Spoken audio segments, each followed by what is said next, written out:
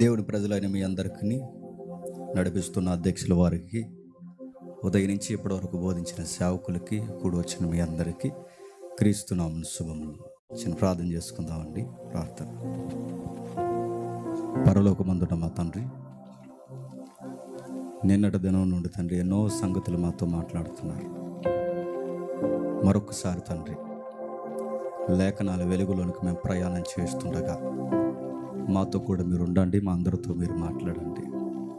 మీ సహాయం మాకు అవసరం, మీ కృప మాకు అవసరం తండ్రి, మీ తోడు మాకు అవసరం తండ్రి. మీ దయగల హస్తముని చదివే సెమినార్లో మారిన వారిని మరింత మారు మనసులోనికి, మారిన వారిని తండ్రి పశ్చాత్తాపంలోనికి నడిపిస్తారని కోరుతున్నాం. ఈ ప్రయాస తండ్రి కొన్ని ఆత్మలనైనా పట్టుకోవాలన్న ఆతృత మాత్రమే.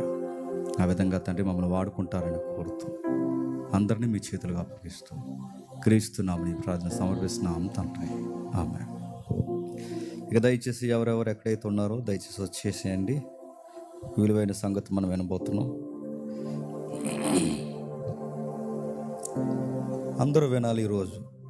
ఇది కేవలం ఈ ప్రాంగణంలో ఉన్నవారే కాదు, కానీ మెస్లో పనిచేస్తున్న వాళ్ళు, ఆరు బయట పనిచేస్తున్నవారు, రిజిస్టర్లో ఉన్నవారు, సింగర్స్, సంగీతకారులు, పెద్దలు, నా తోటి వక్తలు అందరం వినాలి. మనం సరి చేసుకోవాల్సిన ఒక ముఖ్యమైన అంశం ఇది. చూద్దాం. సార్వత్రిక సంఘానికి కావాల్సిన ఒక సంగతి ప్రకటన గ్రంథం యోహాను గారు రాసిన ప్రకటన గ్రంథం 2వ అధ్యాయం. ప్రకటన గ్రంథం 2వ అధ్యాయం మొదటి వచనం నుంచి చూద్దాం.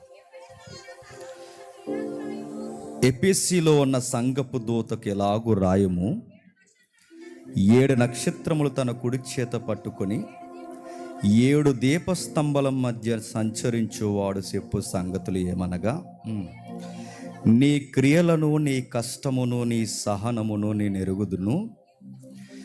నీవు దుష్టులను సహింపలేవని అపోస్తులు కాకయే తాము అపోస్తులమని చెప్పుకొని వారిని పరీక్షించి వారు అబద్ధికులని నీవు కనుగొంటివనియు, నీవు సహనము కలిగి నా నామము నిమిత్తము భారము భరించి అలయలేదనియు నేను ఎరుగుదును. అయినను మొదట నీకుండిన ప్రేమను నీ వదిలితివి.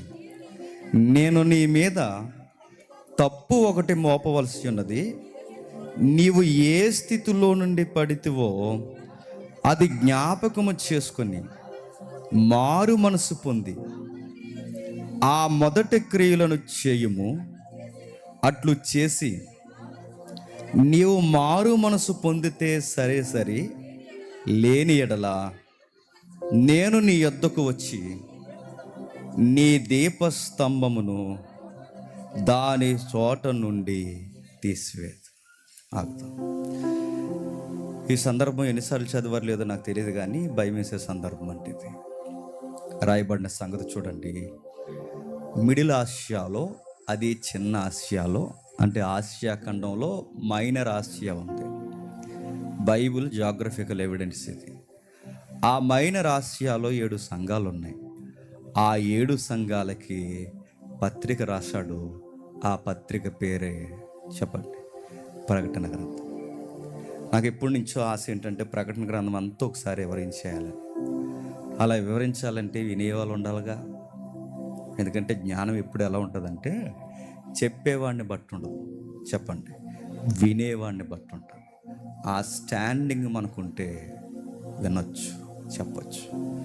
నాకు తెలిసి ఒక 4-5 సెమినార్లు అయిన తర్వాత పూర్తిగా ప్రకటన గ్రంథం ఒకరోజు నైట్ సెక్షన్ పెడతాం. బాగుంటుంది. చాలా నిగూఢమైన సంగతులు బైబిల్ అంతటినీ కలిపి అవుట్లైన్ చెప్పినట్టు చెబుతుంది ప్రకటన గ్రంథం. ఒకదాన్ని అలా పక్కన పెడితే 7 నక్షత్రాలు, 7 స్తంభాలు, 7 నక్షత్రాలు, 7 దీపస్తంభాల గురించి మాట్లాడుతున్నాడు. ఈ క్వశ్చన్ చాలామంది అడుగుతారు. 7 నక్షత్రాలు ఎవరు? ఏడు దీపస్తంభాలు ఏంటి అని అడిగితే దీనికి ఆన్లైన్ ఆన్సర్లో మొదటి అధ్యాయంలో ఇచ్చేసాడు చూడండి. అదే మొదటి అధ్యాయం. ఎవరు అటు ఇటు తిరగొద్దు, ఇంక్లూడింగ్ వాలంటీర్తో సహా జాగ్రత్త కూర్చొని వినండి. ప్రకటన గ్రంథం మొదటి అధ్యాయం చివరి 2 వచనాలు చూడండి. 19 వచనం 20 వచనం. ఎవరో ఒకరు చదవండి.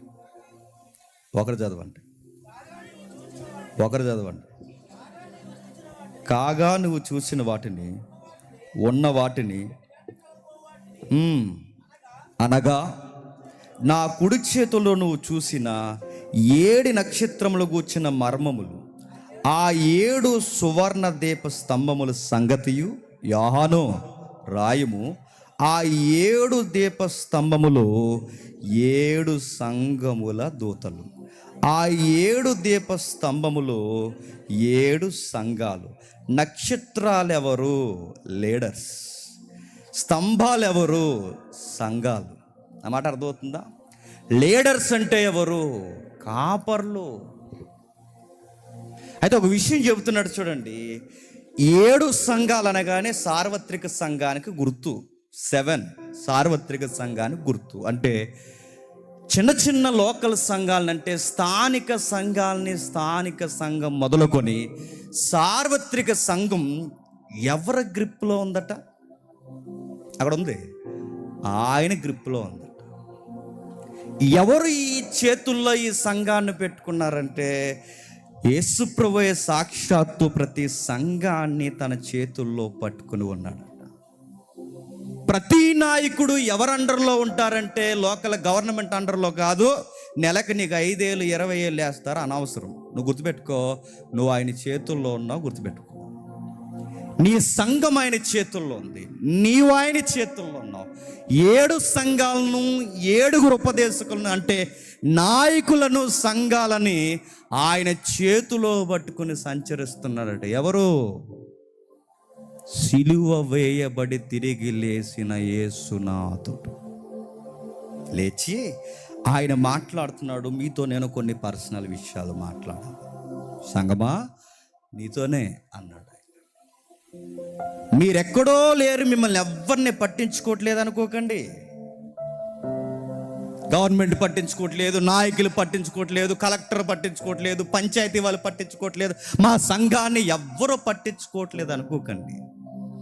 మిమ్మల్ని పట్టించుకునేవాడు ఒకడు ఉన్నాడు. సంఘమా, చిన్నమందా, నేను పట్టించుకుంటున్నాను. సంఘమైన మిమ్మల్ని నేను చూస్తున్నాను. నా గ్రిప్లో ఉన్నారు మీరు. మీ నాయకులు నా గ్రిప్లో ఉన్నారు. నాయకులు తైతక్కలాడినా నా గ్రిప్లోనే ఉన్నారు. సంఘము తైతక్కలాడినా నా గ్రిప్లోనే ఉన్నారు. హెచ్చించాలన్నా ఇదే చెయ్యి, చెప్పండి. ఉన్నదాన్ని బిగించేయాలన్నా ఇదే కుడి చెయ్యి. జర జాగ్రత్త. అది పక్కన పెడితే ప్రతి సంఘాన్ని గూర్చి హెచ్చరిక రాస్తూ స్థానిక విషయాల సరికి వచ్చేసరికి కొన్ని విషయాలు మనం గమనించుకోవాలి. సంఘం అంటే ఎవరిదండి? రక్తం ఇచ్చి సంపాదించినోడిది. ఎవరండి రక్తం ఇచ్చి సంపాదించింది? ప్రభు అయిన యేసుక్రీస్తు వారు. కానీ కొన్ని తోకలు ఉంటాయి, చాలా ఎగస్టాలు చేస్తాయి. తెలుసా? ఏమంటే తెలుసా? మొన్న ఒక సేవకుల సదస్సులో 400 మంది సేవకులే 400 మంది. దానికి దొడ్డ ప్రసాద్ అన్నయ్య, నేను, శ్రీకాంత్ అన్న, అక్కడున్న మెయిన్ కాపర్ ఎవరైతే ఉన్నారో ఆయనకి కొంచెం విశేష చెప్తామని వెళ్ళాం. యాక్సిడెంట్ జరిగి కోలుకున్నారు. ఆయన కింద ఒక 450 మంది సేవకులు. ఇలా జరుగుతుంది సేవకుల సదస్సు. వచ్చినప్పుడు నాకు అవకాశం ఇచ్చే ముందు ఆయన మాట్లాడుతున్నాడు. ఒక మంచి మాట అని నాకు భలే అనిపించిందండి. ఈ మధ్య చాలామంది సేవకులు ఏం చేస్తున్నారు అంటే, కూతుర్లు పుడితే, నాలాగా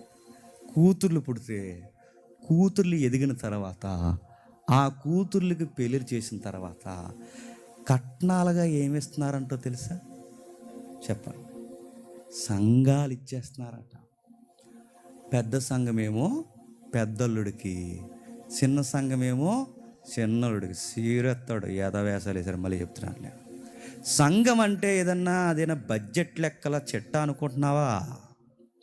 నీకు నచ్చినోడందరికీ కట్టబెట్టడానికి, నచ్చిందల్లా నీ తైతక్కలాడడానికి ఎవరిన పడితే వాడిని ఎక్కించడానికి ఊరుకుంటాడు అనుకుంటున్నావా? సీరేస్తాడు ఆయన చేతిలో ఉన్న, గుర్తుపెట్టుకో. కొన్ని సంవత్సరాల క్రితం ఇలాగే ఎగిరాను నేను. ఆడెవడరా, ఈడెవడరా, బాంబర్ దేవుడు, ఆడెవడు, ఈడెవడు, ఈ తైతెక్కలేటి, నెపోటిజం ఏంటి, సంఘంలో దేవుని పిల్లలు ఉండకుండా ఎవరెవరినో ఎక్కిస్తున్నారేంట్రా అని అడిగితే కారాలు, మిరియాలు, కత్తులు అవి ఇవి నూరేసీడు సంగతి చూద్దాం అనుకుని చివరికి ఎలా చేశారులేండి. కానీ ఒక విషయం చెప్పనా, వాస్తవాలు మాట్లాడినప్పుడు అంగీకరించాలి. ఆ రోజు ఈ రోజైనా గుర్తించండి, మనం గమనించవలసినది సంఘము మన సొత్తు కాదు. జేమ్స్ అన్నవాడు ఉంటాడు, నడిపిస్తారు. 30 దాటేసి మనకి 35 దగ్గరలో ఉంది బండి. లింగుమని బతుకుతూ ఇంకో 25 బతుకుతాం. ఆ 25 సంవత్సరాల తర్వాత ఇంకో 25 సెమినార్లు చేస్తాం. నెక్స్ట్ ఏంటి?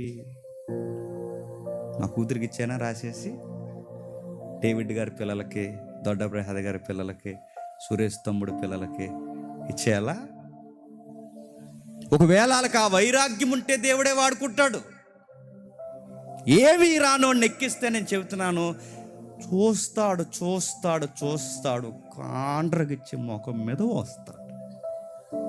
సంఘానికి ఏం చెప్పాలనుకుంటున్నా ప్రభు అంటే, రే కట్నాల కానుకలు కాదురా సంఘం అంటే, రాజకీయ అడ్డాల పలుకోవడానికి కాదురా సంఘం అంటే, రక్తం ఇచ్చి సంపాదించింది రా సంఘం అంటే.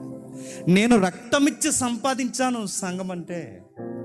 ఆ సంఘంతో నువ్వు మాట్లాడలేదు కనుక సరిగ్గా నేను మాట్లాడతాను సంఘంతో అంటున్నాడు. అలా మాట్లాడుతూ, యోహాను నువ్వు వెళ్ళి నేను మాట్లాడుతున్నానని సంఘాలకు చెప్పు, రాయి జాగ్రత్తగా అని మొదలెట్టాడు.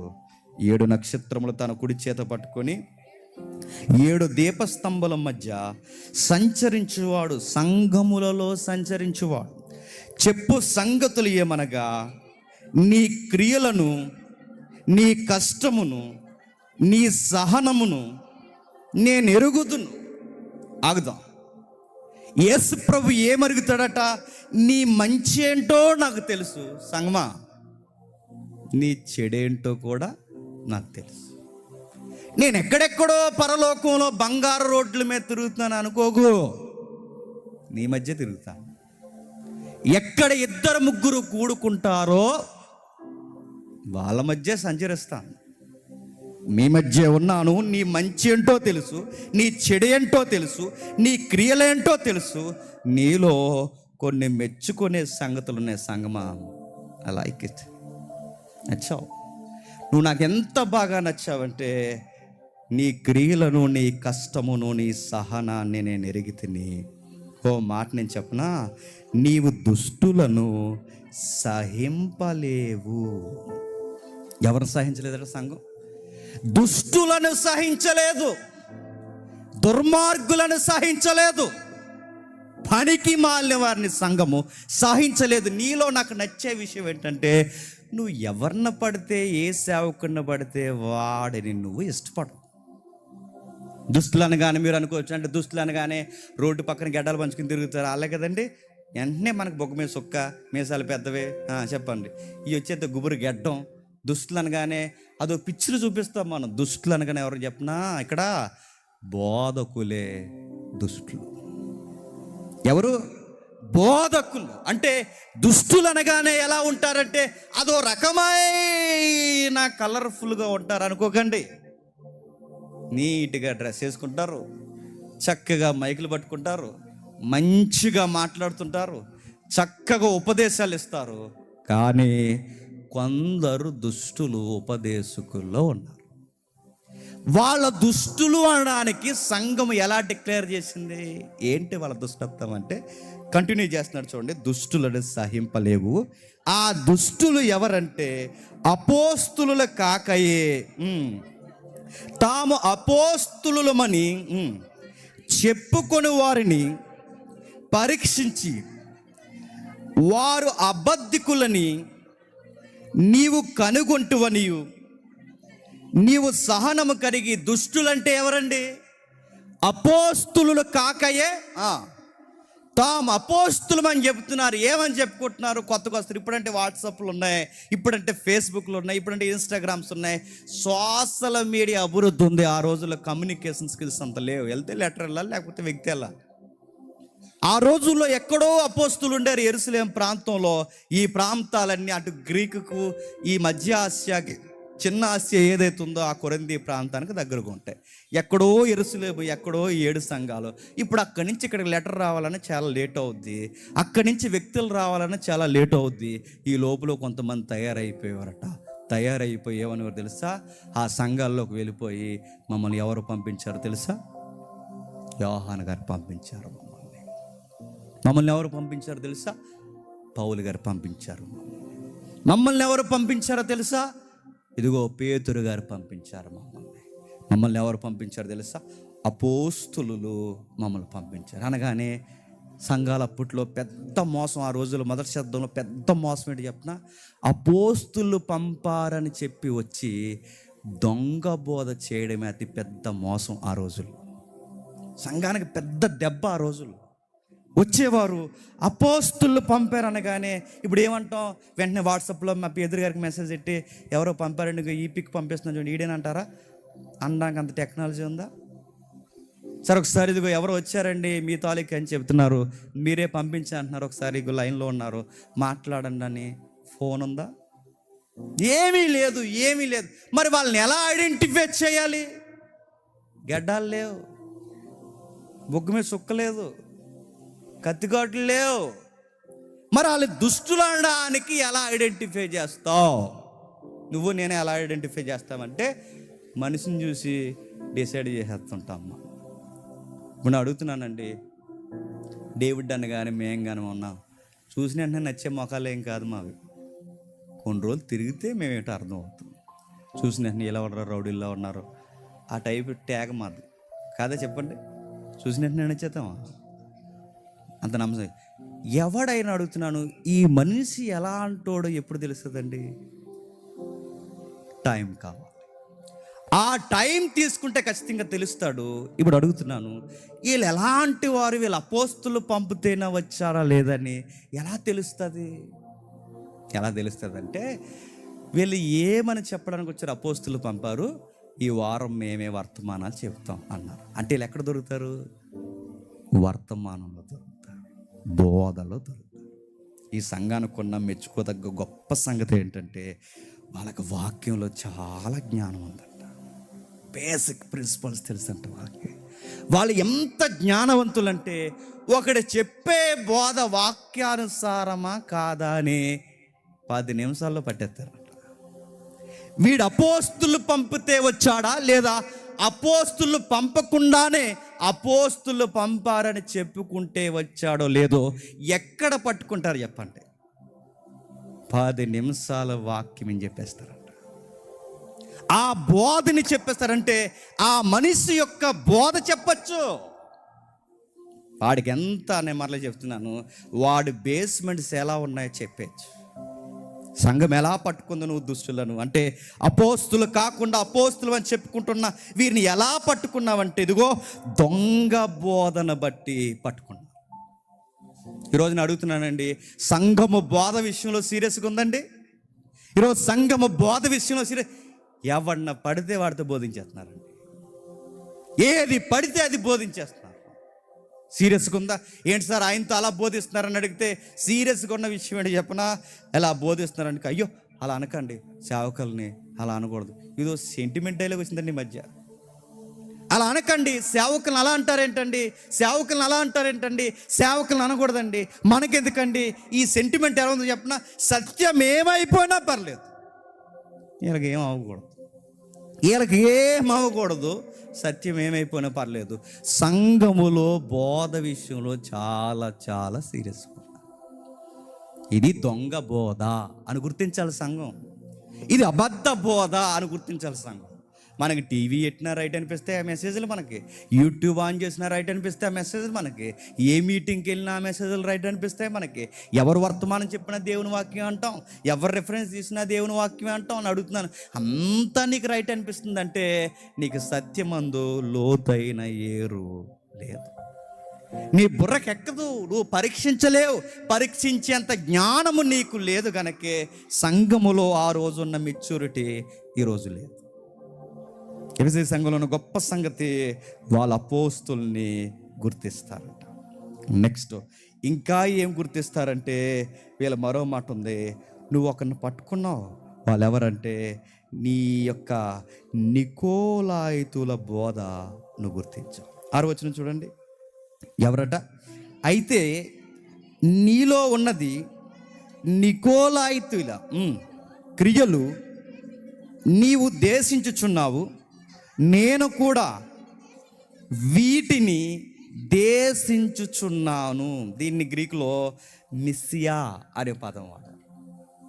అంటే ద్వేషిస్తున్నావు. నీలో నాకు నచ్చే రెండో గుణం ఏంటంటే, ఒకటి దొంగ బాదుకులను పట్టుకుంటావు, రెండు నికోలాయితులను ద్వేషిస్తావు.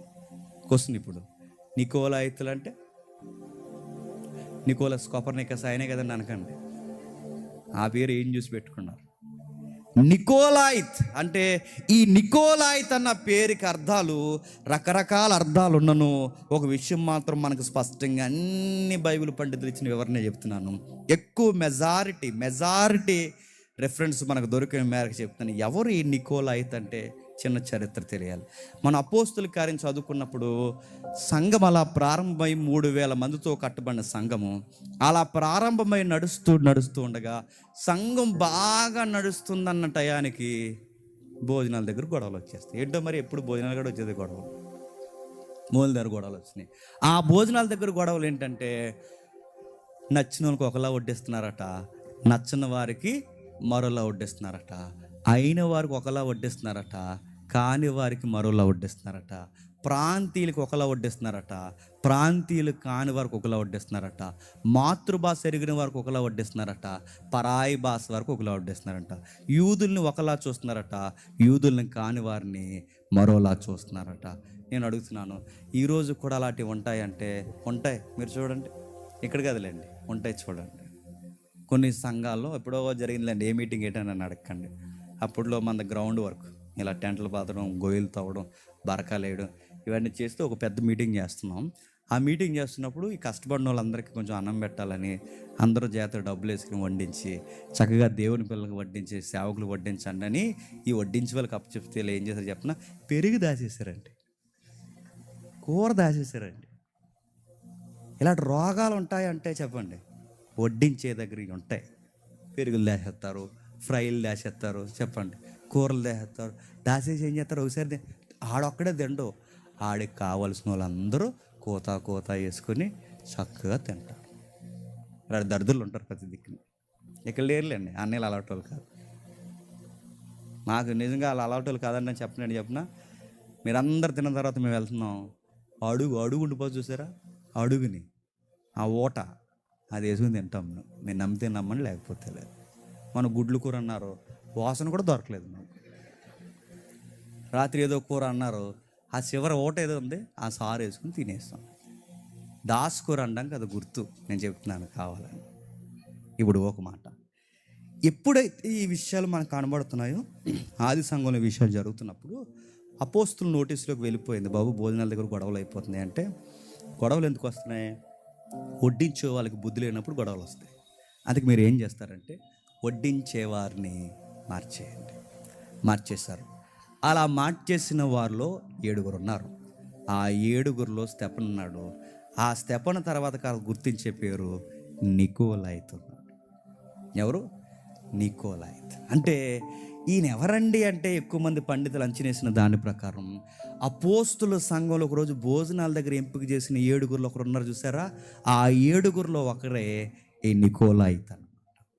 ఆ 7 ఒకరైన నికోలాయిత్ని ఎంపిక చేశారు.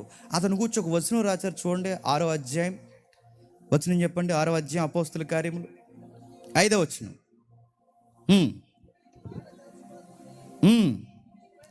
ఇష్టమైనందున వారు విశ్వాసముతోను పరిశుద్ధాత్మతోను నిండుకొనును వాడైన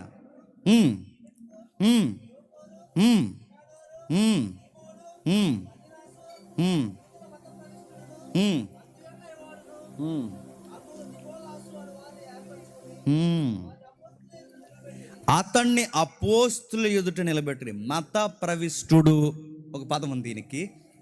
అంతియొక్కి అనే ప్రాంతం నుంచి వచ్చాడు. అంటే ఈయన యొక్క అడ్రస్ లేదా ఈయన యొక్క చరిత్ర ఏంటంటే ఒక మతంలో ఉండడం అన్నమాట. ఎవరు? నికోలాయి.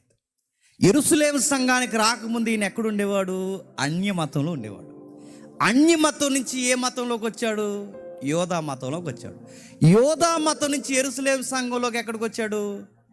క్రైస్తవ విశ్వాసంలోకి వచ్చాడు. అంటే ఈయన గారికి ఒక స్టాండింగ్ ఉండదన్నమాట. ఎవరికి? నికోలాయికి. అంతకుముందు ఒక అన్య మతంలో, ఆ తర్వాత యోధ మతంలో, ఇప్పుడు క్రైస్తవ మతంలో. ప్రకటన గ్రంథంకి వచ్చేసరికి అన్నీ మిక్స్డ్ చేసిన ఒక కొత్త మతాన్ని స్టార్ట్ చేశారు. వాళ్ళే నికోలాయిత్. అంటే ఈ కంటెంట్ అంతా కలిపాడు. ఈ కంటెంట్ అంతా కలిపి ఒక కొత్త బోధ స్టార్ట్ చేశారట. పర్లేదులే అనే బోధ, ఏమనలే అనే బోధ, దేవుడు అర్థం చేసుకుంటాడులే అనే బోధ. నా మాటలు అర్థమవుతున్నాయి? అంటే నికోలాయితుల బోధన గారు ఒకప్పుడు అన్యుడు, తర్వాత యూదుడు, ఇప్పుడు క్రైస్తవుడు, ఇప్పుడు 4వ ప్లేస్లో అదో రకమైన, నేను దొడ్డ ప్రసాదాన్ని ఉపయోగించారు ఆ పదాన్ని, ఎక్స్ట్రీమ్ గ్రేస్ అని ఒక నడుస్తుంది చూసారా? ఈ బోధ పుట్టించింది ఎవరు తెలుసా? నికోలాయి. కృప కృప కృప కృప కృప కృప కృప అని మాట్లాడతారుగా, లైసెన్స్ లాగా. ఈ లైసెన్స్ కృప, కృప మంచిదండోయ్, కానీ లైసెన్స్ అనే కృప చెప్తున్నారు చూసారు, ఎక్స్ట్రీమ్. అది పుట్టించింది ఎవడు అనుకుంటున్నారు? నికోలాయి. దాని బేసం ఎక్కడ పడింది? 1వ శతాబ్దం. ఏమని బోధిస్తారు? అచ్చు ఆ బోధలు ఎలా ఉంటాయంటే రకరకాల విన్యాసాలు చేస్తుంటారు, దుర్బోధ చేస్తారు. ఎందుకంటే అంతకుముందు అన్య జనాంగం నుంచి వచ్చాడుగా, అందులో కొంచెం సారం తీస్తాడనమాట. అంతకుముందు యోధా మతం నుంచి వచ్చాడుగా, ఆ యోధా మతంలో కొంత సారం తీస్తాడనమాట. అంతకుముందు క్రైస్తవ మతంలో ఉన్నాడుగా, అందులోంచి కొంచెం సారం తీస్తాడనమాట. ఇప్పుడు ఈ 3 కలిపి ఒక కొత్త సిద్ధాంతం చేసి దాన్ని బోధిస్తాడనమాట. అదే నికోలాయితుల బోధ. అందులో కొంత, అందులో కొంత, అందులో కొంత. ఈ మధ్య చాలామంది తయారవుతున్నారు ఇలాగా. పర్సనాలిటీ డెవలప్మెంట్ కొంత చెప్పండి, వాక్యం ఒకటి, తర్వాత మరొకటి, తర్వాత ఒకటి, తర్వాత ఒకటి. ఇది బోధ. ఎంత బాగా చెప్పాడండి అన్నమ్మా. ఏం చెప్పాడు? నీ తలకే లోకమంతా మిలితి మీద చెప్పాడు. ఏం చెప్పాడు? అతను కూడా అలాగే తయారాడు. ఏం చెప్పాడు చూడండి. ఆయన ఏం చెప్తున్నాడంటే రకరకాలు చెప్తున్నాడు. సార్ రకరకాలంటే ఏంటి సార్ అంటే బిలాము బోధ చెప్తున్నాడు. ఏం చెప్తున్నాడు? బిలాము బోధ. బిలాం ఏం చెప్తాడు? అలాగే వచ్చాడు రెఫరెన్స్. ఒక్కసారి పక్క అధ్యాయానికి రండి. అదే ప్రకటన గ్రంథం 2వ అధ్యాయం 14-15 వచనాలు. అయినను నేను మీ మీద కొన్ని తప్పుదములు మోపవలసి ఉన్నది.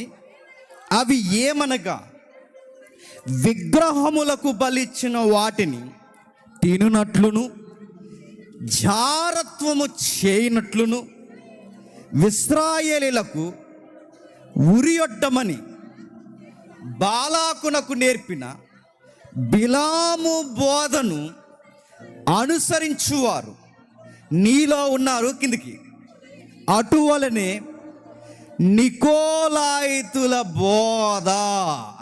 అంటే నికోలాయితుల బోధ, బిలాము బోధ ఎగ్జాక్ట్ ఒకలాగా ఉంటుందట.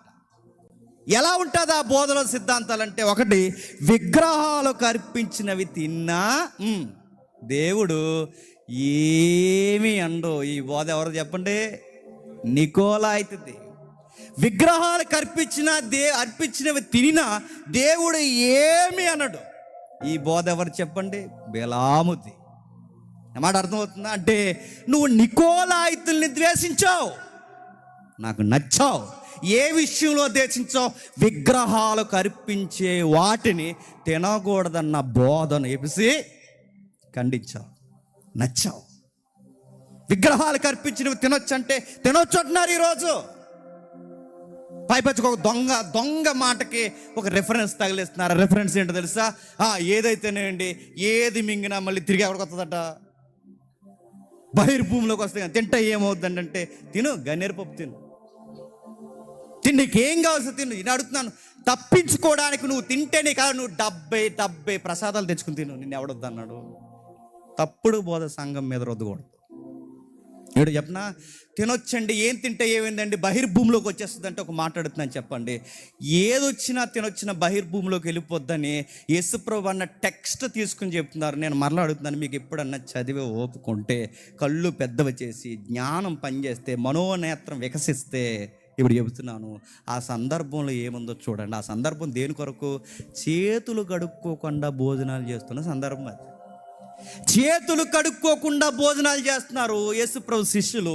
అప్పుడు ఇరుగు పొరుగు ఈ అపోస్తులు, ఇరుగు పొరుగు ఈ పరిసయ్యులు, శాస్త్రులు వచ్చి, నీ శిష్యులేంటయ్యా భోజనాలు చేస్తున్నప్పుడు చేతులు కడుక్కోరు, పాత్రలు కడుక్కోరు, ఏం కడుక్కోకుండా తినేస్తున్నారు ఏంటి అన్నప్పుడు, అప్పుడు యేసుప్రభు అన్నాడు, కడుక్కోకుండా తిన్నా, కడుక్కుని తిన్నా, ఏం తినినా అది దాని సందర్భం.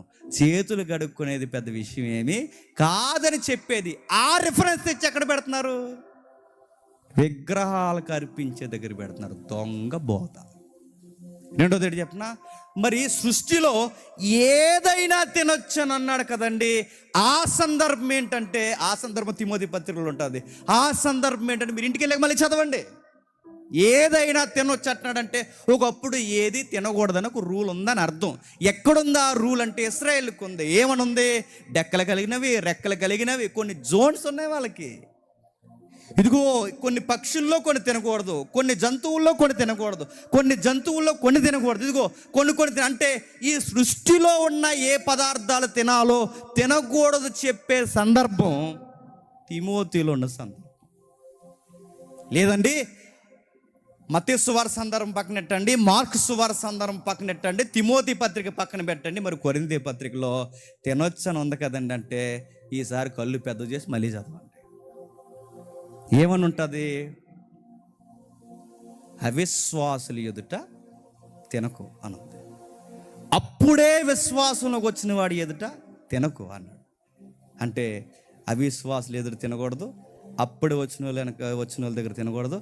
అంటే ఎవడు లేనప్పుడు చూసే మొత్తమే తినేసి గొడవే. అది తినకపోతే ఏమవుతారండి? ఎవడు లేనప్పుడు తినొచ్చు అంటే వెంటనే 10వ అధ్యాయంలో ఏమంటాడు తెలుసా? ఓ ఏ విశ్వాసి, నువ్వు దయ్యపు బలలో ప్రభు బలలో చెయ్యడున్నావు. నువ్వు ప్రభు బలలో అంటే ప్రభురాత్రి భోజనం తీసుకునే విశ్వాసి అయితే దయ్యాల బలలో చెయ్యట్టుకు. దయ్యాల బల్ల అంటే విగ్రహాలకు అర్పించినవి తినకు. అది సందర్భం. అంటే ఎక్కడికి పోయినను బైబిల్ ఒప్పుకోలేదు. సౌలభ్యం ఇచ్చినట్టుగానే కనబడ్డది, చేయదగినవి కావు. ఎందుకంటే స్వతంత్రం అనేది ఉంది. ఆ స్వతంత్రం ఉంది కదా, ఇష్టానుసారంగా చేస్తూ ఊరుకోడు. అంటే బిలాము బోధ, నికోలాయితుల బోధ ఏంటో తెలుసా? బిలాము బోధ, నికోలాయితుల బోధ. తిన్నా ఏమంటండి దేవుడు, పర్లేదు తినండి. దావీదు తినలేదా అంట. దావీదు ఏం తినలేదు, అక్కడ తినలేదా, ఇక్కడ తినలేదా, అది చేయలేదు, ఇది చేయలేదంటే ఎవరు చెప్పండి? ఏవేవో సందర్భాలు కలుపుకుంటారు. నెక్స్ట్ ఇంకో బోధ ఏం చేస్తారంటే జారత్వం. దీన్ని ఎందుకు కోట్ చేస్తున్నట్టు ప్రకటన గ్రంథం అంటే, సంఖ్యాకాండంలో బిలాం చేసింది ఏంటో తెలుసా?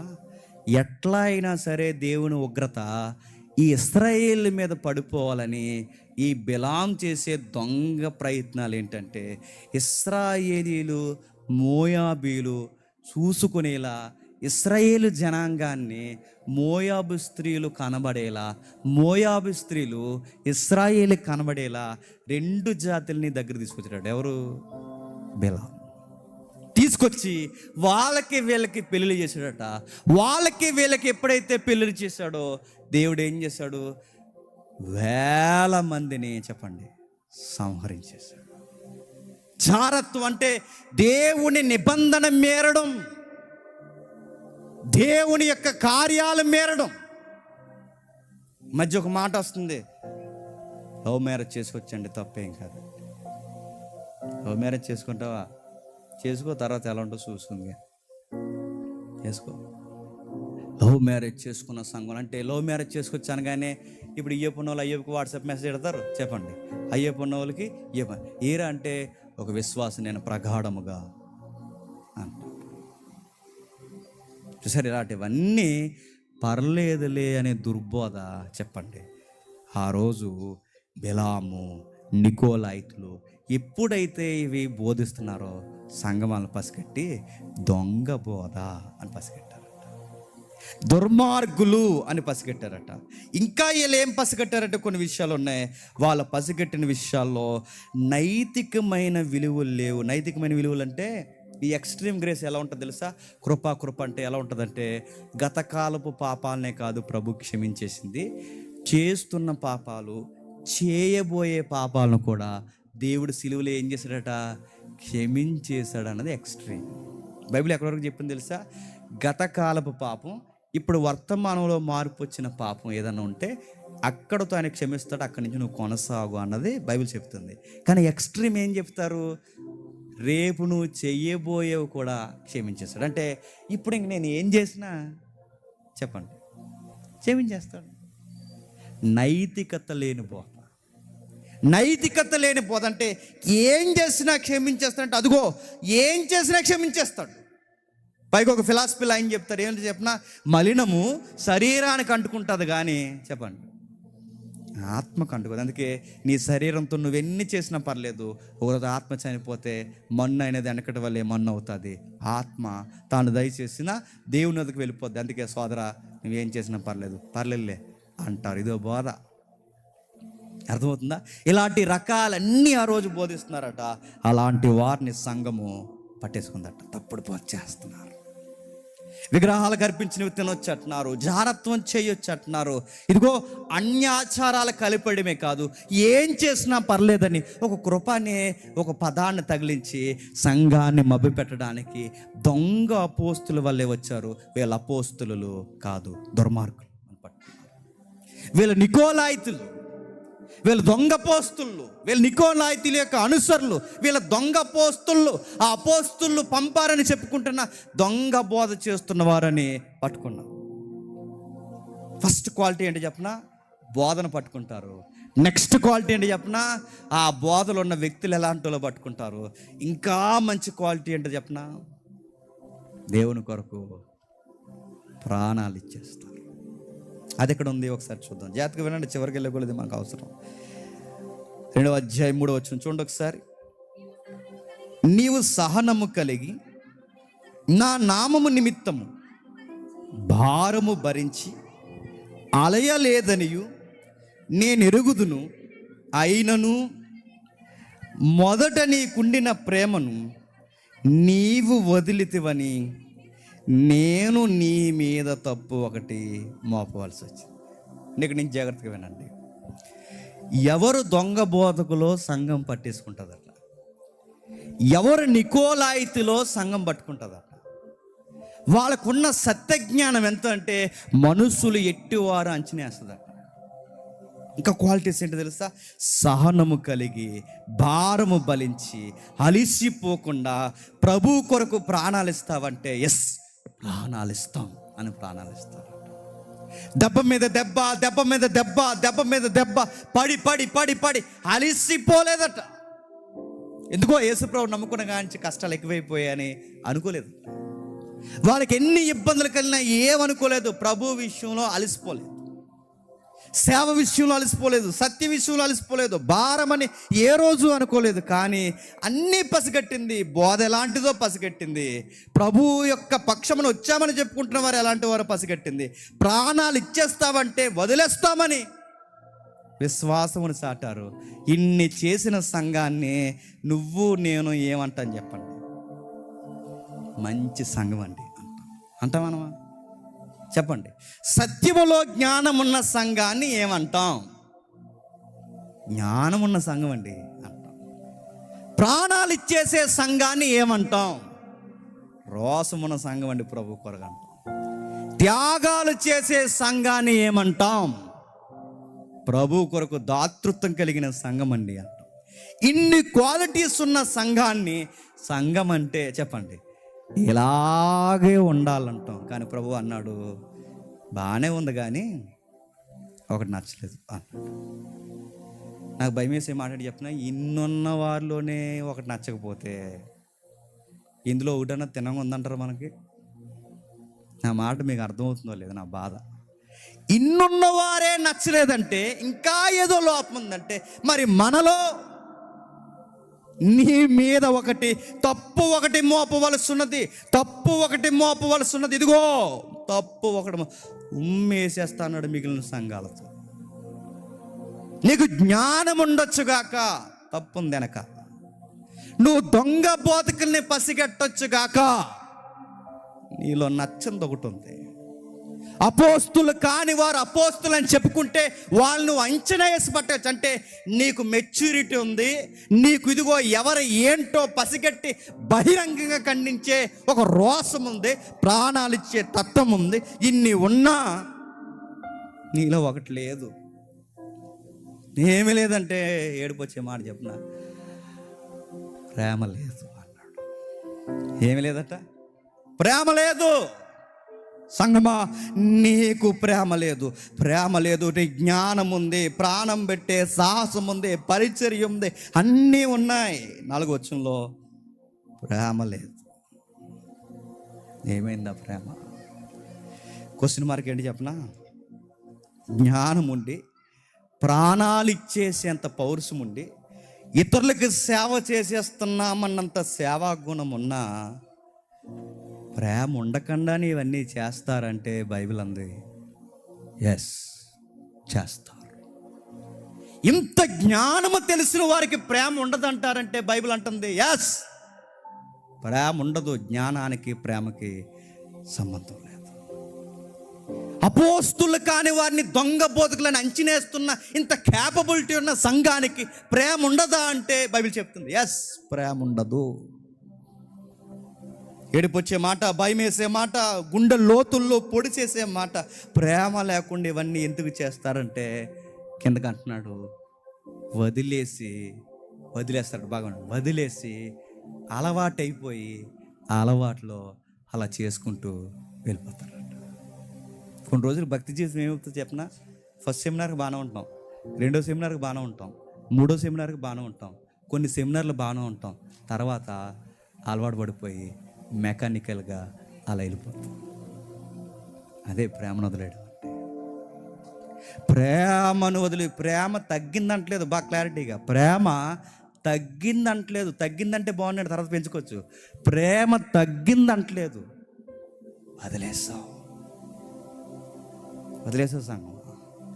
సత్యం బాగానే ఉంది, ప్రేమ లేదు. ఇతరులను బాగానే పసిగడుతున్నావు, కానీ ప్రేమ లేదు.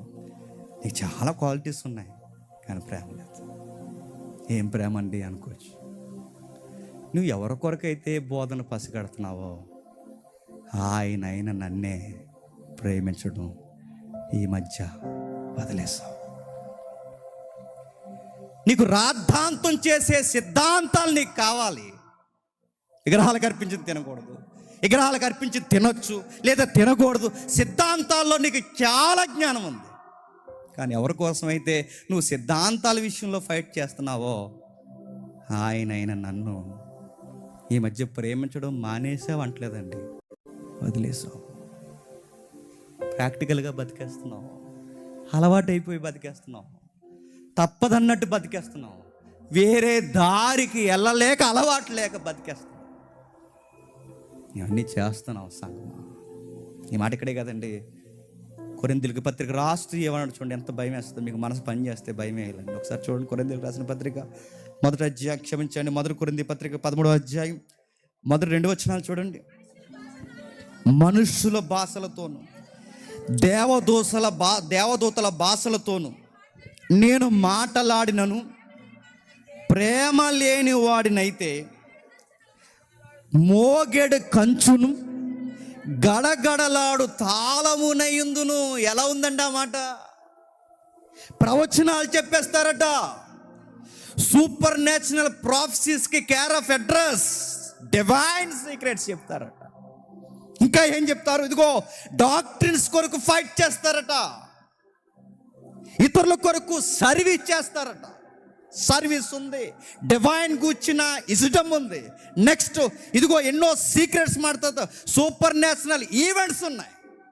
బట్ లవ్ లేదు, వదిలేసు. సిద్ధాంతాలు ఈరోజు నేర్చుకుంటున్నావు, సిద్ధాంతాలు ఏదో పెద్ద ఫిలాసఫర్లా మాట్లాడుతున్నావు. ఈ మధ్య నువ్వేమి నేర్చుకున్నావు తెలుసా సంగమా? సీనియారిటీగా ఎదిగి నువ్వేమి నేర్చుకున్నావంటే ఇదిగో ఈ మధ్య ప్రేమ లేకుండానే చాలా చేసేస్తావు. నువ్వు మర్చిపోయావు. నన్ను వదిలేసావు.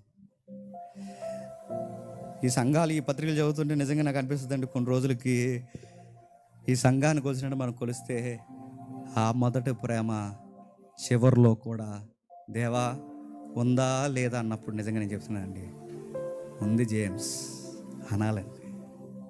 జేమ్స్ ప్రాక్టికల్గా బతుకుతూ వచ్చేసావు జేమ్స్. ఫలములు లేని వృక్షంలో ఎదిగిపోయావు జేమ్స్. జేమ్స్ మీరందరూ ఎలా అయిపోయారు తెలుసు జేమ్స్. మీకు సిద్ధాంతాలు తెలుసు, సత్యము తెలుసు, ఎవరేంటో పసిగెడతారు, అన్నీ మీకు తెలుసు. కానీ అసలు వాడినైనా నన్నే వదిలేసి ఈవెంట్లు చేసుకుంటూ వెళ్ళిపోయారు జేమ్స్. సెమినార్స్ చేసుకుంటూ వెళ్ళిపోయారు జేమ్స్. ఒక పండగ అన్నట్టు వెళ్ళిపోయారు జేమ్స్. నేను పెద్ద తప్పు ఏమవుతుందని చెప్పనా, నన్ను ప్రేమించడం మానేశారు, వదిలేశారు. అందుకే నేను చెప్తున్నాను, ఒకప్పుడు ఎలా ఉండేవాడు తెలుసా, నీకు నాకు మనందరూ చెప్తున్నాను. ఒకప్పుడు ఎలా ఉండేవాడు తెలుసా, భేదోళ్ళని చూస్తే గుప్పుడు మెతుకులు పెట్టాలనుకునేవారు మీరు. ఇప్పుడు భేదోళ్ళని చూస్తే ఇప్పుడు ఏమనుకుంటున్నా తెలుసా, భేదోళ్ళకి అన్నం పెడుతున్నాం, ఎవరో ఫోటోలు తీరేటి అనుకుంటున్నాం. మారిపోయావు. మరో మాట చెప్తున్నాం, ఒకప్పుడు ఎన్నో విషయాలు మాట్లాడుకునేవారు, ఇప్పుడు నా విషయాలు మాట్లాడుకోవడమే మానేశారు. ఒకప్పుడు గంటలు గంటలు గంటలు గంటలు బైబిల్ మాట్లాడుకునేవారు, ఇప్పుడు మీ ఇద్దరు కలిస్తే ఏవో మాట్లాడుకుంటున్నారు ఈ మధ్య. ఏమైంది మీకు? నా మాటలు మీకు అర్థమవుతూనే లేదు. ప్రేమ వదిలేయడం అంటే, ఒకప్పుడు నా గురించికి మీరు ఎన్నో విషయాలు మాట్లాడారు. ఒకప్పుడు ప్రార్థన చేస్తే ఎంత బాగా చేసేవాడివి, దుఃఖంతో చేసేవాడివి, భారంతో చేసేవాడి, ఏడ్చేడ్చి చేసేవాడు. దేవా ఇదిగో ప్రభువా ఈ దీనుని జ్ఞాపకం చేసుకోవయ్యా అని చేసేవాడు. ఇప్పుడు ప్రార్థనలో ఏ కొత్త పదాలు ఎట్టాలా అని ఎదుగుతున్నావు కదూ, తెలుసు నాకు అంటున్నాడు ఆయన. ఒకప్పుడు బైబిల్ చదువుతున్నప్పుడు ఈరోజు ఈ వాక్యంలోంచి దేవుడు నాతో ఏం మాట్లాడతాడా అని చూసేవాడివి, ఇప్పుడు కొత్త పాయింట్లు ఏం దొరుకుతాయా అని ఎదుగుతున్నావు కదూ అని అడుగుతున్నాడు.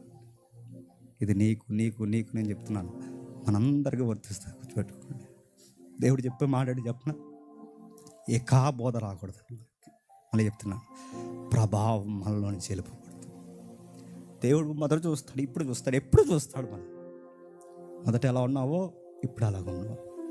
ఈ జ్ఞానం కాదు, సిద్ధాంతాలు కాదు. ఇదిగో ఆ ఫేస్బుక్లో, ఇన్స్టాగ్రామ్లో, సోషల్ మీడియాలో ఎన్నో విషయాలకి నా పక్షాన్ని ఫైట్ చేస్తావు. నా యేసుప్రభుని అంటావురా అంటావు, కానీ నన్నే నువ్వు ప్రేమించవు. అనేక మందితో డిబేట్ చేస్తావు, డిబేట్కి కారణమైన నన్ను మర్చిపోతావు. ఏం చేస్తున్నావు? నీ మొదటి ప్రేమ వదిలేస్తావు. ఇప్పుడు ఎవరైనా మారారంటే ఒకప్పుడు ఏం చేసేవాళ్ళం మనం చక్కగా, ఎవరైనా మారారంటే మారారా, ఎప్పుడు మారారు బ్రదర్, కొన్ని విషయాలు చెప్పండి బ్రదర్, మాకు కూడా ఉద్యమం వస్తుంది అనేవారు. ఇప్పుడు మారారు అన్న వాళ్ళకి పేర్లు పెట్టుకుంటూ తిరుగుతున్నాం, రకరకాల పేర్లు పెడుతున్నాం, మనిషిని అంచనా వేస్తున్నాం, ఎన్నో మాట్లాడుతున్నాం. ఒకప్పుడు ఎవడైనా వ్యక్తిని చూస్తే అరే ఈయన కూడా మారిస్తే బాగుంటారు అనుకునేవాళ్ళు. ఇప్పుడు ఎంతోమంది మారిన వాళ్ళు నీ సర్కిల్లో, నీ చుట్టూ ఎంతోమంది కనబడుతున్నా అసలు నీకు పట్టింపు లేదు. నీకు ఎంచి మీటింగ్లు గొడవలే, నీకు ఎంచి ఇవే గొడవలు, నీవు దేవుని కార్యక్రమాలని చెప్పుకుని తిరుగుతా కానీ ఎదుటి నశించిపోతున్న ఆత్మలు నీ బురకెక్కువ.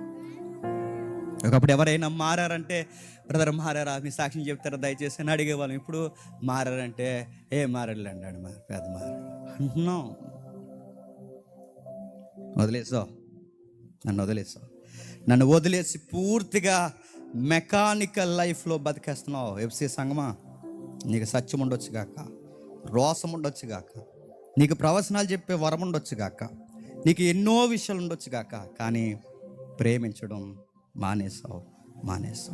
మరో విషయం చెప్తున్నాడు చూడండి, ఇన్ని విషయాలు చెప్తున్నా నీకు. ఈ మధ్యకాలంలో ఎవరైనా కనబడితే చక్కగా ప్రేమగా మాట్లాడేవాడివి, కొత్త విశ్వాసాలు వస్తే, కానీ ఈ మధ్యకాలంలో ఎమ్మెల్యేలా మాట్లాడుతున్నావు, పోజు కొడుతున్నావు, చెప్పండి అంటున్నావు. ఒకప్పుడు ప్రజలాడు బ్రదర్, వందనాలు బ్రదర్ అనేవాడు, ఇప్పుడు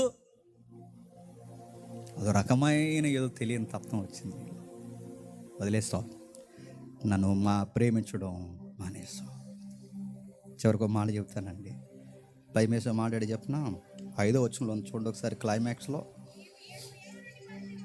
నీవు ఏ స్థితి నుంచి పడితువో అది జ్ఞాపకము చేసుకొని మారు మనసు పొందితే ఆ మొదటి క్రియలు చేయము. అట్లు చేసి నీవు మారు మనసు పొందితేనే సరి, లేని ఎడల నేను నీ యొద్దకు వచ్చి నీ దీపస్తంభము దాని చోట నుండి తీసేస్తాను. సంఘం తీసేస్తాను ఏమనుకుంటున్నావు? వెలుగు తీసేస్తాను ఏమనుకుంటున్నావు? నేను ఒక్కసారి దూరం అయిపోయి నీ దగ్గర నుంచి నేనన్న తత్వాన్ని బయటకు తీసేశాను. బెకారం అయిపోతావు ఏమనుకుంటున్నావు? ఆత్మీయ బెచ్చగడవ అయిపోతావు ఏమనుకుంటున్నావు? రోడ్డు మీద పిచ్చోళ్ళ తిరుగుతావు ఏమనుకుంటున్నావు? ఆకాశానికి ఎగిరి ఈరోజు బూడిదలో కూర్చున్న సంఘాలు ఎందుకు ఆరిపోయినాయి చెప్పనా? ప్రేమ వదిలేశారు. ప్రపంచ దేశాలు తిరిగి ఈరోజు పిచ్చోళ్ళ కామెడీ యాక్టర్లకు ఎందుకు మిగిలిపోయారు చెప్పనా? మొదట ప్రేమ వదిలేశారు. గొప్ప గొప్ప బోధలు చేసి ఈరోజు ఒంటరిగా ఎందుకు అయిపోయారు చెప్పనా? దేవుణ్ణి మొదట ప్రేమను వదిలేశారు. ఈ సంఘానికి నీకు నాకు చెబుతున్నది ఏంటో తెలుసు, ఇదిగో మీరు అలా ఉండకండి. ఎఫ్సి సంఘం నువ్వు అలా ఉండకు. నీలో అన్ని క్వాలిటీస్ ఉన్నాయి, కానీ నన్ను మర్చిపోకు.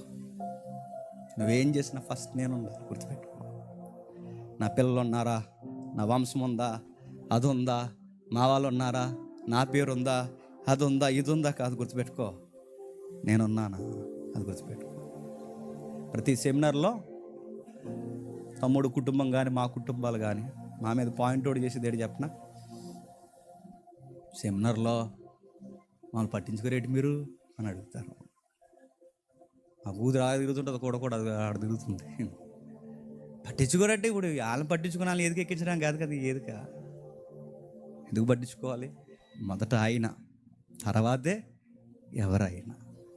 మొదట ఆయన, తర్వాతే ఎవరైనా. మనం ఎలా ఉంటే చెప్పనా? ఒకప్పుడు దేవుని కోసం చక్కగా పాటలు పాడతాం, ఇప్పుడు మనకు పాట ఇవ్వలేదని చెప్పండి కోపగిస్తాం. ఒకప్పుడు ఎవరైనా మంచిగా పాట పాడారు అనుకోండి, కింద కూర్చుని వాళ్ళు పాడుతుంటే మనం పాడుతున్నట్టు ఫీల్ అయ్యి దేవుని వరకు ఎంత బాగా పాడుతున్నారో అనుకునేవాళ్ళు. ఇప్పుడు పాడుతున్న వాళ్ళకి చెప్పండి పేర్లు పెట్టేస్తాం. 2 రోజుల నుంచి నేను చూస్తున్నానండి, ఎన్ని మాట్లాడుతున్నారు ఆ అబ్బాయిని. ఏం తెలిసాను అంటున్నారు. ఏమీ తెలియకుండా అంత అమ్మాయికి ఇక్కడ తీసుకొచ్చి ఇలా వర్షిప్ చేయమని చెప్తావా?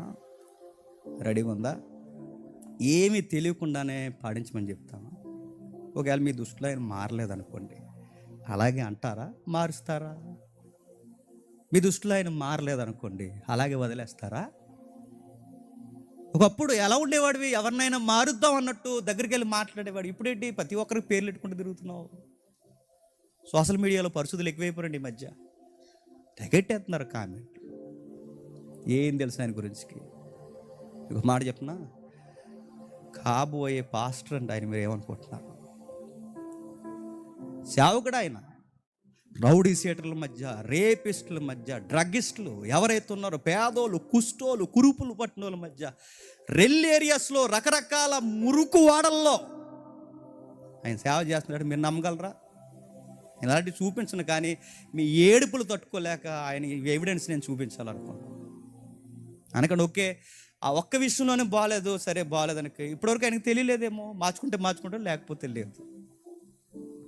ఆ మాత్రం దానికి మనం పరిశుద్ధులం అయిపోయి ప్రతి ఒక్కరికి పేర్లు పెట్టుకు తిరుగుతూ ఒకసారి చూడండి. మీ కళ్ళు పెద్ద చేస్తే మీ మనసు పెద్దదైతే ఒకసారి చూడండి. ఒకసారి ప్లే చేద్దామండి. అది చూడండి. మీరు వెళ్తారు అక్కడికి, మీరు వెళ్తారు చెప్తాను. మళ్ళీ చూపించు ఒకసారి, మళ్ళీ చూపించండి ఒకసారి, మళ్ళీ చూపించు ఒకసారి. చూడండి ఒకసారి, పాజులు పెట్టు, వెనకరా. ఏంటది? కుష్టు వ్యాధండి, అంటు వ్యాధులండి. వెళ్తారా? మనం చేయలేనివి చేస్తున్నారేమో ఎవరైనా మనకు తెలియదు. పేర్లు ఎట్టకండి, కంటిన్యూ. అలాంటి వాడికి నీళ్ళు ఇవ్వమ్మను, అలాంటి వాడిని దగ్గరికే రానేవు మనం, వాసన రానేవు. ముక్కు మూసుకుని ఇలా ముక్కు ఇలా పట్టుకుని వెళ్ళిపోతాం మనం. కటింగ్లు వేస్తున్నాడు, స్నానాలు చేయిస్తాడు, ఉతుకుని వస్త్రాలు వేస్తాడు, దగ్గర పెట్టుకుంటాడు, ఆదరించి ప్రేమ చూపించి యేసు ప్రభువుని రక్షకుడిగా అంగీకరించమని చెప్తాడు. నువ్వు చెయ్యి, వెళ్ళి పేర్లు ఎడుతున్నావు కాదు, నువ్వు చెయ్యి, బయటికి వెళ్ళి. నీకు పేర్లు ఎట్టను కాదు, నువ్వు వెళ్ళి చెయ్యి. నువ్వు బయటికి వెళ్ళి అలాంటి కుష్ఠోళ్ళను పట్టుకుని చెయ్యి. ఏదో కనబడుతున్నాడు గిటార్ పట్టుకుని వాయిస్తున్నాను, ఓ పేర్లు. సోషల్ మీడియా భక్తులు ఎక్కువైపోయారు. అదేనా? అమ్మ నాన్న వదిలేసిన ఎంతోమంది పిల్లలు ఉన్నారు, చీకట్లో పుట్టిన ఎంతోమంది పిల్లలు ఉన్నారు, సరైన ఆదరణ లేని వారు ఉన్నారు. అలాంటి పిల్లలకి దగ్గరుండి సంగీతం నేర్పిస్తాడు. అది అలాంటి పిల్లలు వదిలేసిన తల్లిదండ్రులకి ప్రేమ చూపిస్తాడు. అలాంటి అనేక మంది భిక్షగాళ్ళకి చేయి అందించి మేము ఉన్నామని ఆదరిస్తారు. వాళ్ళ టీం అండి అది. ఒరగేది పిల్లలు మేము గుర్తుపెట్టుకోండి. ఆదరణ లేని పిల్లలు. మీకు యూట్యూబ్లో ఓపుకుంటే సాయంత్రం చూడండి, ఒక పాట ఉంటుంది, ఆయన రాసింది. అంటరాని వాడిని నన్ను వేసేసారయ్యా నన్ను అని. పాటే అది. ఒకసారి ఆడియో పెడతాము. పాటే అది. అంటరాని వాడిని నన్ను ఎలేసేసారయ్యా, ఊరు వాడ ఎలేసేసారయ్యా, వద్దని ఎలేసేసారయ్యా నన్ను అని. ఆ పాటే అది. డ్రగ్గిస్టుల దగ్గరికి, మూర్ఖుల దగ్గరికి, భయంకరమైన వ్యక్తుల దగ్గరికి, ఆ వాతావరణంలో, ఆ రెల్లు ప్రాంతంలో వాళ్ళ మధ్య అలవాటు పడినవాడు కనుక అలా ఉన్నాడు. నీకు ఆ వేస్తారని నచ్చలేదేమో, ఒకవేళ ఏమో, అది ఆయన ఇష్టం. ఏం చెప్తున్నాడు ఒకసారి చూడండి, ప్లే చేయి. ఊరు బయట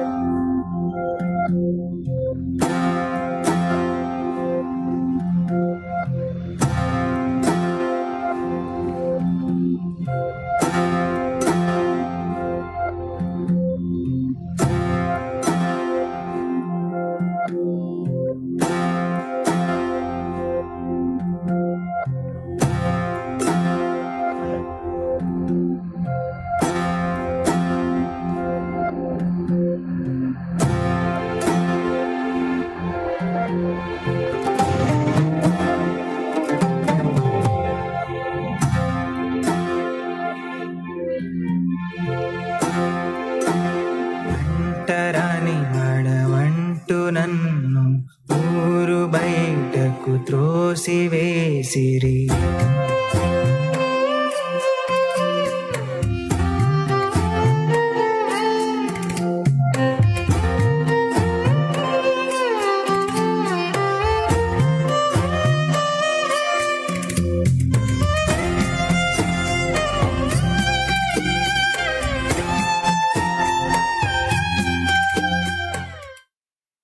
అది ఆయన పరిచర్య. మనం చూపించకూడదు అవి. మీకు మనసు ఉంటే, మనస్సాక్షి పనిచేస్తే ఒకసారి అదే చేతులతో ఆయన చప్పట్లు కొట్టాలి. ఎవరిని ఏది తెలియకుండా పూర్తిగా అనేకండి, తెలుసుకోండి. చూడండి, మనిషిని చూసిన వెంటనే తెల్ల సొక్క వేసుకున్నాడు చాలా మంచోళ్ళలో ఉంది అనుకోకండి, నల్ల సొక్క వేసుకున్నాడు సాధారణంగా అనుకోకండి. మనిషిని చూడండి, అబ్జర్వ్ చేయండి. మూర్ఖులుగా కనబడుతున్నంత మాత్రాన మూర్ఖులు కాదు, మంచోళ్ళుగా కనబడుతున్నంత మాత్రాన మంచోళ్ళు కాదు.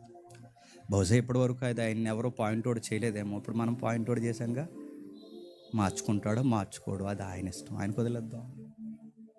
లేదా మనం భక్తులం కదా, నీతిమంతులు కదా, మనకంత ఎత్తి ఇంకా ఎదగలేదేమో, ఎదగాలని ప్రార్థన చేద్దాం, కోరుకుందాం. కొన్ని సెమినార్లకు మనతో పాటు వస్తాడు, నేర్చుకుంటాడు. ఇప్పుడే బెదిరించేస్తే ఏమైపోతారండి? ఊరకే ఎవరు రారు కదా, గుర్తుపెట్టుకోండి. అదే అంటున్నాడు. సంగమా, నువ్వు ఏ స్థితిని పడుతువో అది జ్ఞాపకం చేసుకో. ఏ స్థితి? ప్రారంభంలో నువ్వు ఎలా ఉన్నావు? నువ్వు అలాగే ఉన్నావు. ఈరోజు నువ్వు పెద్ద నీతిమంతుడు అయిపోయావు, అందరికీ పేర్లు పెట్టుకుంటూ తిరుగుతున్నావు. ప్రారంభంలో నువ్వు ఎలా ఉన్నావు? నువ్వు చూసినట్టు నేను నిన్ను చూస్తే నువ్వు నా దగ్గర రాగలవా? కానీ ఈరోజు నువ్వు పెద్ద జ్ఞానివి అన్నట్టు ఫిలాసఫర్లా మాట్లాడుతున్నావు. ఏ స్థితి నుంచి పడ్డావో ఆ స్థితిని జ్ఞాపకం చేసుకో, జాగ్రత్త. మరో విషయం చెప్తున్నాడు చూడండి, నా కోసం ఫైట్ చేసేది కానీ ముందు నాకు దగ్గరగా ఉండు అని. చాలామంది కొడుకులు కూతుర్లు ఉంటారు కానీ, రే మా నాన్న ఏమని అన్నారంటారే మీ సంగతి తేలుతాండ్రు అంటారు. కానీ వీడు ఇంట్లో నాన్నతో మాట్లాడు. అలా ఉందండి మన ప్రేమ. మా అమ్మని ఏమని అన్నారంటారు మీ సంగతి తేలుస్తావురా అంటారు, కానీ ఇంట్లో అమ్మతో సరిగా మాట్లాడుతున్నాం.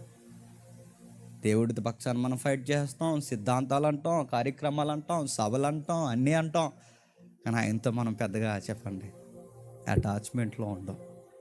ఎఫ్సి సంగమా, నీకు సత్యం ఉంది, జ్ఞానం ఉంది, అన్నీ ఉన్నాయి. దొంగలను పట్టుకుంటావు, దుర్మార్గులను గుర్తిస్తావు, సత్యమేంటో చెప్పగలవు, చక్కగా మాట్లాడగలవు, నా కోసం ప్రాణాలు ఇచ్చేస్తావు, పరిచర్య చేస్తావు. కానీ నన్ను ప్రేమించకుండా చేస్తావు. ఎందుకు చేస్తున్నావు ఇన్ని సంవత్సరాలు అలవాటు అయిపోయింది కనుక అలవాట్లు ఇంకా అలా వెళ్ళిపోతున్నావు అంతే. ఇక మెకానికల్ అయిపోయావు లైఫ్ అంతా. ఒకప్పుడు ఏదన్నా దేవుడికి సంబంధించిందంటే భయంతో భారంతో చేసేవాళ్ళం. ఇప్పుడు దొంగెత్తిగా లేడు నేర్చుకున్నాం. దేవుని కార్యక్రమం జరుగుతుందంటే ఒంగొంగి పని చేసేవాడివి, ఇప్పుడు అది చేయలేదరా, ఇది చేయలేదే, అది చేయలేదని పెద్ద మోతుబరువు అయిపోయావు ఈ మధ్య. ఒకప్పుడు సహోదరుడా అని పిలిచేవాడివి, ఇప్పుడు ఏరా పోరా ఏంట్రా. మరి ఏంటి ఎమ్మెల్యే లక్షణాలు ఎలాగొచ్చేసినాయి ఏంటో. జాగ్రత్త. నువ్వెంత సత్యం ఉన్నదానివైనను, సత్యం ఉన్నవాడివైనను ఆయన చూస్తే ఎలా ఉంటామండి. రాత్రి విన్నాం, నువ్వు దేవుడిని ప్రేమిస్తున్నావు అనడానికి గుర్తుండి చెప్పనా, నువ్వు ఇతరులని ప్రేమిస్తావు. నువ్వు ఇతరులతో బాగుంటే నువ్వు దేవునితో బాగున్నావని అదే గుర్తు. నువ్వు ఇతరులకు పేర్లు పెడుతూ తిరిగితే, నేను అలా చెప్తున్నాను, దేవుడి దగ్గర కూడా ఒకరోజు నువ్వు కొత్త పేరు ఒకటి పెట్టించుకుంటావు, దుర్మార్గుడా అని.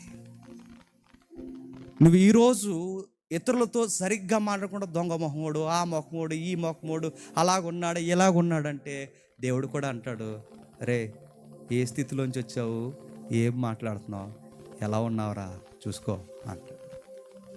ప్రేమిద్దాం, మాట్లాడదాం.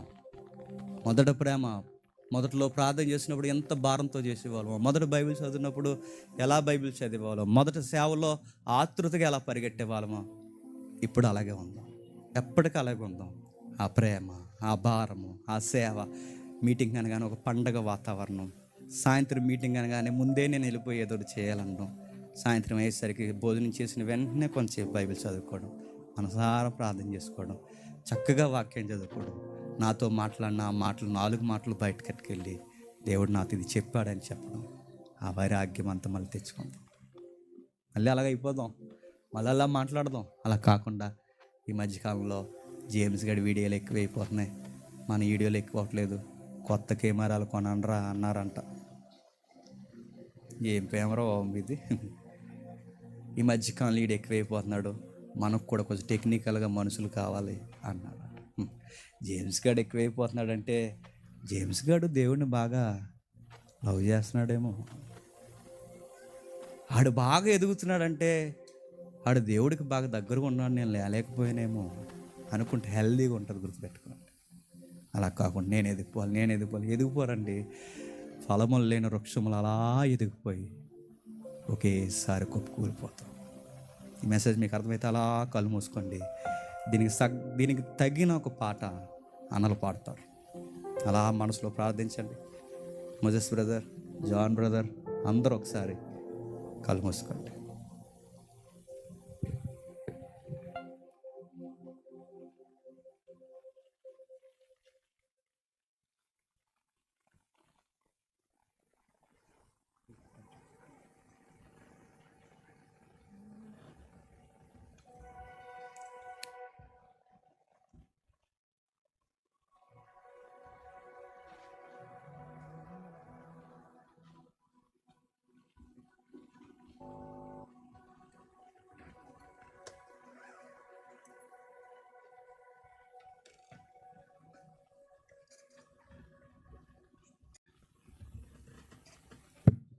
ప్రార్థనలో ఎక్కువిద్దాం. ఆ సాంగ్తో పాటు మనం కూడా మనసారా ప్రార్థిద్దాం.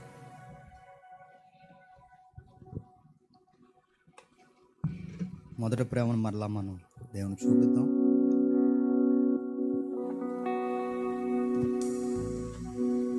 కళ్ళు మూసుకుందాం.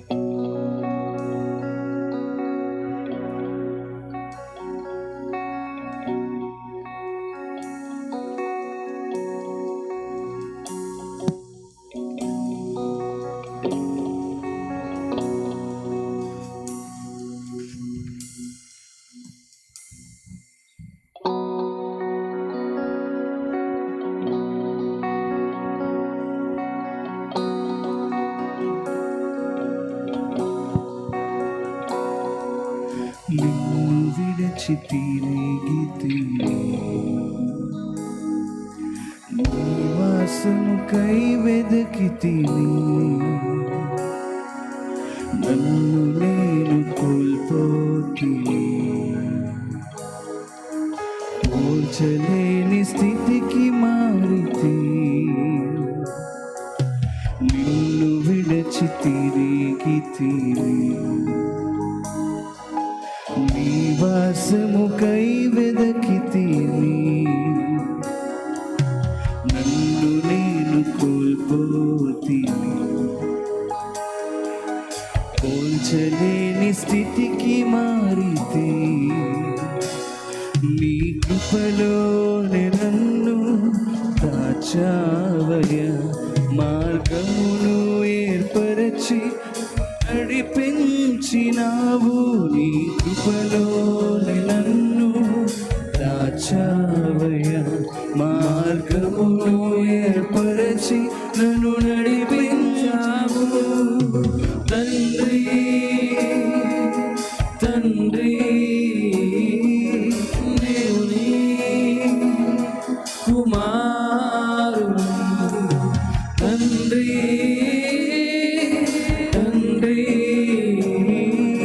నేను నీ కుమారుడు నిన్ను విడిచి ఎటు వెళ్ళెలా నీవేగా నా ఆశ్రయం గ్రహించలేకపోతిని నీ సొత్తై నేనున్నానని నిన్ను విడిచి ఎటు వెళ్ళెదా నీవేగా నా ఆశ్రయం గ్రహించలేకపోతిని నీ సొత్తై నేనున్నానని నీ దృష్టిని నాపై నిలపితివి నీ నీడాలు నన్ను దాచితివి నీ దృష్టిను నాపై నిలపితివి నీ నీడాలు నన్ను దాచితివి తండ్రి తండ్రి నేను నీ కుమారుని తండ్రి తండ్రి నేను నీ కుమారుని నీ కను పాపనయ్యున్న తండ్రి నీ కను పాపనయ్యున్న తండ్రి నీ కను పాపనయ్యున్న తండ్రి కను పాపనయ్యున్న తండ్రి తండ్రి తండ్రి నేను నీ కుమారుడు తండ్రి తండ్రి నేను నీ కుమారుని పరాయుడను కాను వెలువేయలేదు అవమానము నుండి కాపాడినా పరాయుడను కాను వెలువేయలేదు అవమానము నుండి కాపాడినావు పరాయుడను కాను వెలివేయలేదు అవమానము నుండి కాపాడినావు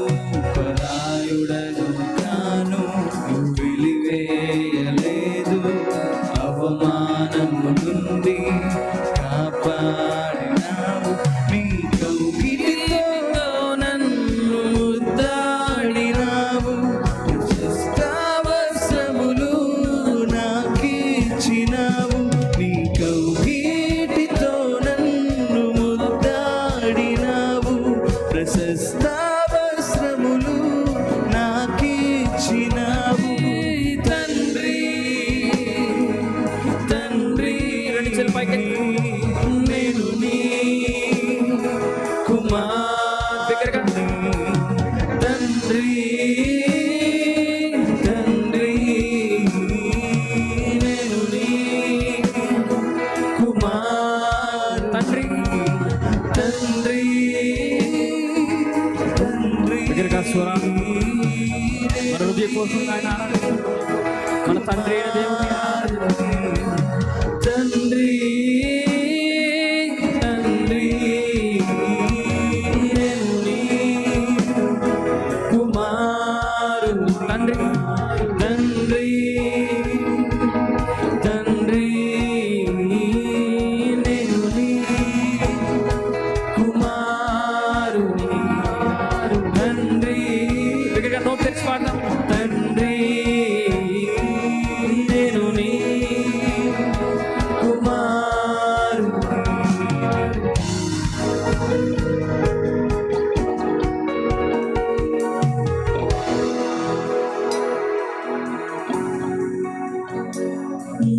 తండ్రి తండ్రి నేను నీ కుమారుని దగ్గరగా స్వరాలు తెరిచి తండ్రి తండ్రి నేను నీ కుమారు నీ కను పాపనయ్యున్న తండ్రి నీ కను పాపనయ్యున్న తండ్రి నీ కను పాపనయ్యున్న తండ్రి నీ కను పాపనయ్యున్న తండ్రి చివరిగా తండ్రి తండ్రి నేను నీ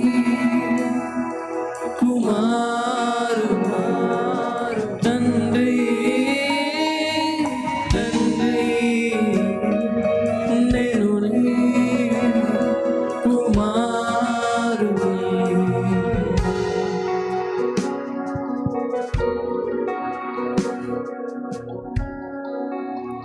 అలాగే కళ్ళు మూసుకోండి.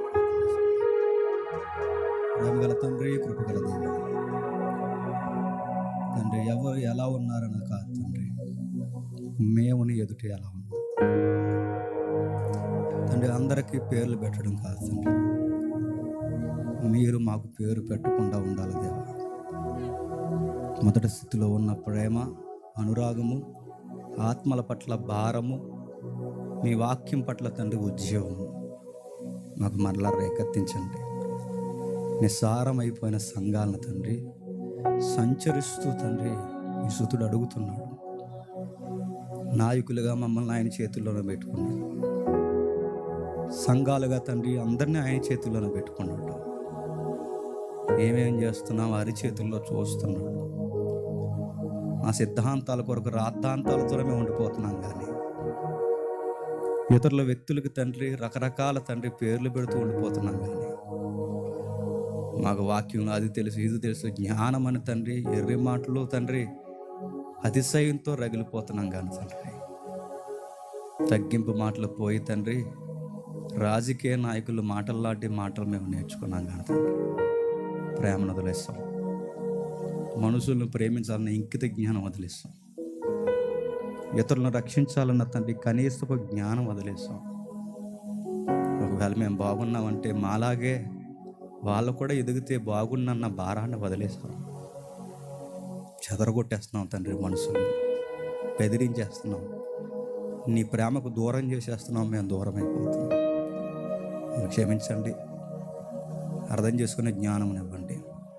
నేను లోకస్తుల్ని పొగట్టలేదు దేవా, అది మీకు తెలుసు. సినిమాల్లో తిరుగుతున్న వారిని నేను పొగట్టలేదు తండ్రి, అది మీకు తెలుసు. సినిమా గాయకులు నేను పొగట్టలేదు తండ్రి, అది నీ మనసుకు తెలుసు. నీ సేవలో పేదలకు, కుష్టివారికి, రోగుస్తులకు తండ్రి, పాపులకు, దుర్మార్గులకు, రౌడీలకు తండ్రి సేవ చేస్తూ తండ్రి ఈ క్రైస్తవ సంగీతంలో ఎదుగుతున్న నీ బిడ్డల కొరకు ప్రార్థిస్తున్నాను తండ్రి. ఒకవేళ వారు మాకు నచ్చేలా లేరేమో, నీకు నచ్చారేమో మాకు తెలియదు తండ్రి. ఒకవేళ మేమే నీకు నచ్చకుండా ఉన్నామేమో, మా కళ్ళు తెరిపించండి. ఈ వర్తమానం తండ్రి ప్రతి సంఘానికి అవసరం, ప్రతి నాయకుడికి అవసరం. సత్యము లోతైన జ్ఞానం తెలుసని చెప్పుకున్న ప్రతి ఒక్కడికి అవసరం తండ్రి. సిద్ధాంతాల కొరకు రాద్ధాంతాలు చేసే ప్రతి ఒక్కరికి అవసరం. సోషల్ మీడియాలో తండ్రి యేసు ప్రభు మావాడని మీ పక్షం ఫైట్ చేస్తున్న వాళ్ళకి తెలియడం అవసరం. మీ ప్రేమను మేము స్పష్టంగా చూడలేనప్పుడు ఇతరులను కూడా ప్రేమతో మేము చూడలేము. ఎఫ్సి సంఘం తండ్రి నిలబడిపోయింది. రేపు అన్ననాడు జేమ్స్ నన్ను ప్రేమిస్తున్నావని మీరు అడిగినప్పుడు, మొదటిసారి, రెండవసారి, మూడవసారి పేతురుని అడిగినట్టు అడిగినప్పుడు తండ్రి మేము మౌనంతో నిలబడిపోతామేమో తండ్రి. ఆ స్థితి నుంచి మమ్మల్ని కాపాడండి. ఇతరులను ప్రేమించడానికి మాకు నేర్పించండి. ఈ సెమినార్లో తండ్రి జ్ఞానము కాదు, సిద్ధాంతాలు కాదు, ప్రేమను నేర్పించండి. ఇక నుంచి తండ్రి కొత్త మనుషులుగా తండ్రి ఇక నుండి వెళ్ళడానికి మీ తోడు అనుగ్రహించండి. మాతో ఉండండి.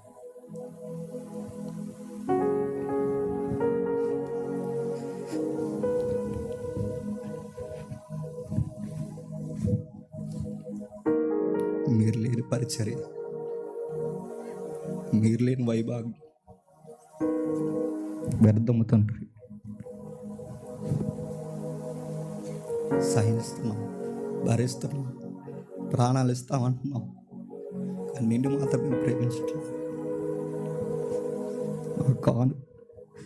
మా కానుకలు, మా కష్టాలు తండ్రి, రెక్కల కష్టాన్ని అన్నీ ఇస్తున్నాం, కానీ మిమ్మల్ని మాత్రం మేము దూరం చేస్తాం.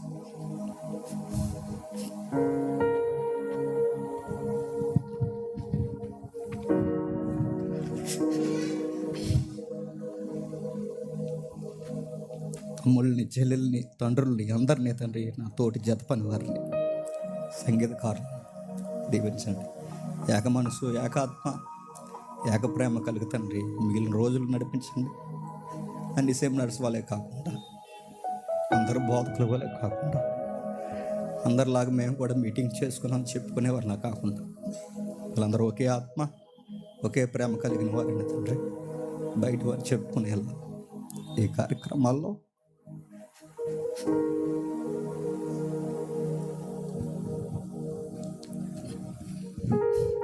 నడిపిస్తారని కోరుతూ, అన్ని విధాలుగా తండ్రి మీకు లొంగిపోతూ, మహిమని మీకు ఆరోపిస్తూ, ఈ ప్రేమకు మీ యొక్క వాక్యానికి అప్పగించుకుంటూ క్రీస్తు నామమున ప్రార్థన సమర్పిస్తున్నాం తండ్రి. ఆమేన్.